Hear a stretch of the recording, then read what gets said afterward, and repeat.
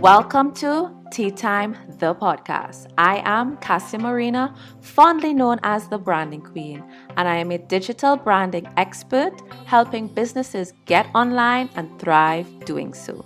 I am passionate about sharing my knowledge through content creation like this podcast, online classes, and workshops, as well as through the services of my branding agency to help you develop your online systems. Think of this podcast as the place to get the latest advice, strategies, tips, news, and inspiration on building your brand online using the tools available to us, but most importantly, thought-provoking content to improve your mindset, to maximize on these tools and put context to day-to-day developments in the online world of business with a little bit of tea dishing facts and sass, because I really want you to thrive online. So thank you so much for tuning in. Let's begin.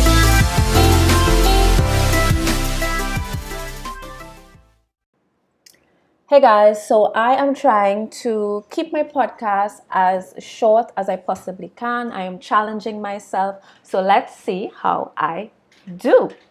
So today I want to talk about being able to identify time wasters from early on.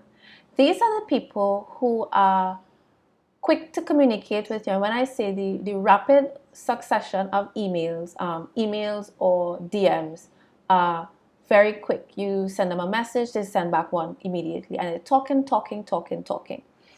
And then as soon as it's time to really get down to business, it suddenly slows. They're suddenly busy. You know it. You know that person. Let's just call them a time waster for the sake of this conversation. All right?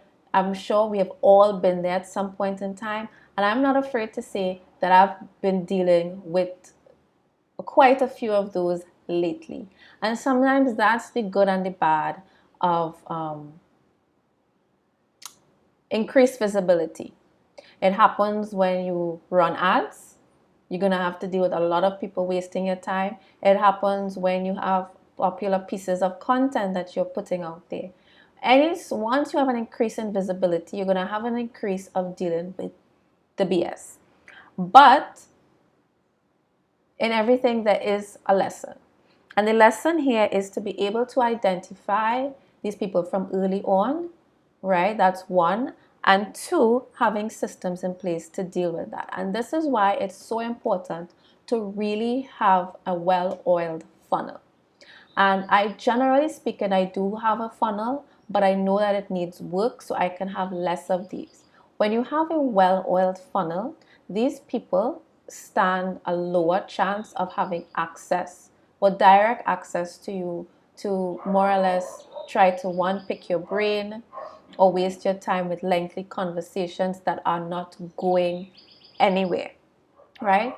If you're not familiar with sales funnels, I will have someone on soon who's going to talk about funnels or SEO and those sort of things that will be coming up soon, all right? But for now, to be familiar with a funnel is a very generalized, oversimplified version of a funnel. Think of a funnel, right? Imagine a funnel, and the beginning of your funnel is reach, it's content, it's finding new prospects. And this is people who might come to you.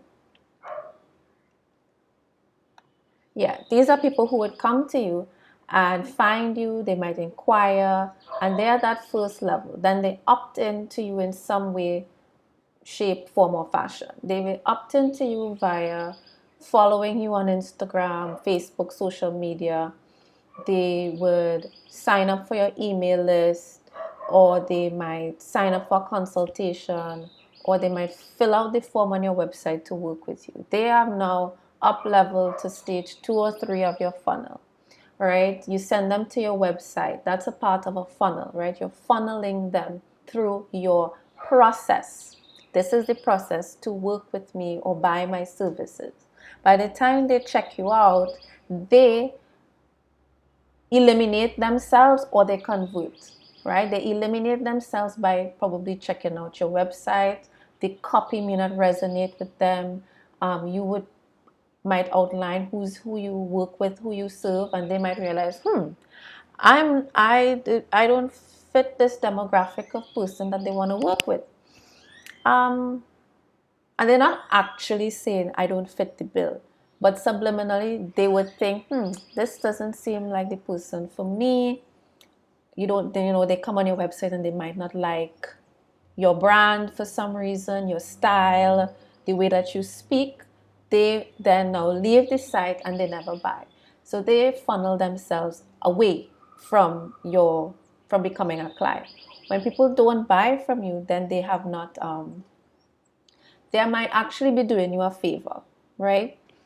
So you want to take control of your funnel and set it up very strategically so that you know exactly what they are experiencing when they come to you. So they come on your website and then they see a certain type of language that you may speak, and they might be like, this doesn't sound like who they serve. Okay, so let's say, for example, I go on a website and this website says serving corporate establishments since 1995, right? You already know, okay, I'm not a corporate entity, then I'm probably not who they serve.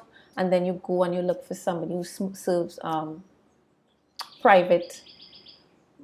When I say private, I mean, like, let's say I'm thinking something to do with home, or let's say it's a plumbing. You're looking for a plumber and you go on this website, serving corporate. Okay, you know that their ideal client, their target is corporate businesses and not private clients, So then you go and you look for somebody else who might serve small business and private homeowners, right? So that's an example of having a strategic funnel, because you're using language. So that's what I mean by language. The things that you say and how you say it is using language to help you identify, like, hey, I'm probably not the best fit for you, or I am exactly who you're looking for. If you're a corporate, and I'm exactly who you're looking for, right? Here are the next steps. So you have a clear step-by-step process on how to work with you. And you're not saying, hey, I don't work with X, Y, and Z, even though some people actually say that. But I'm just saying, I know some people are afraid of clear out eliminating who they don't want to work with. And then there are those who are very laser focused and unapologetic about who they're working with. So you have your funnel and you're going from social media to paid client. And that's the issue that's happening a lot on social media. People are at point A or level 1 and they expect everything to happen at level 1, and it doesn't really work like that. There's level 1, there's level 2, there's level 3, there's level 4, there's level 5, right? Level 1 would be social media. Level 2 would be opting into your email list, or downloading your freebie, and then level 3 could be them opting into something that's really cheap to buy. This is how you get people to buy into you bit by bit, right? So anyway, I'm not going to go too deep into that. The point is, you have your funnels, all right? And here's how to spot people from early, is by being able to identify, to avoid people from wasting your time, you try to identify them from early, or you have your funnel do the work. So one of the things that I've done, and this is something that you could implement right now, is an autoresponder. Most times we use our autoresponder for social media. I'm speaking about Facebook specifically, because Instagram doesn't have this feature, but they have where you can save replies. So when somebody messages you, you can now copy and paste this with ease with just the type of a word. All right. So on Facebook, you have your autoresponder. Most times people just use the autoresponder to say, hey, I'm not here right now, or we're not here right now. We usually respond within 24 to 48 hours. Someone will be with you soon. Now you can take it 10 steps further and say, so in my case, I don't want to be talking to you in the DMs, because I have identified with my business, and when I say the DMs, I really mean Facebook specifically. People do a lot of time wasting. People love to talk a lot on Facebook. They talk a lot. And when I say they talk a lot, I'm emphasizing, and they talk a big game when really they're not going to be doing anything. They have no interest in buying, and they just talk for talking's sake. All right.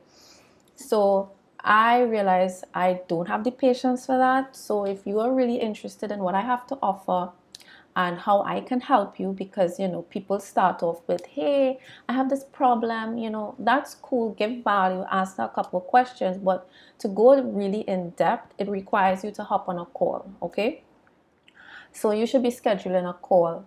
If I give you a couple answers, I help you out. I can't help everyone. And this goes for you listening too. You really can't give the best service in the DMs. All right. So anyway, you edit your autoresponder. So when people inquire, it's like, hey, thanks for messaging us.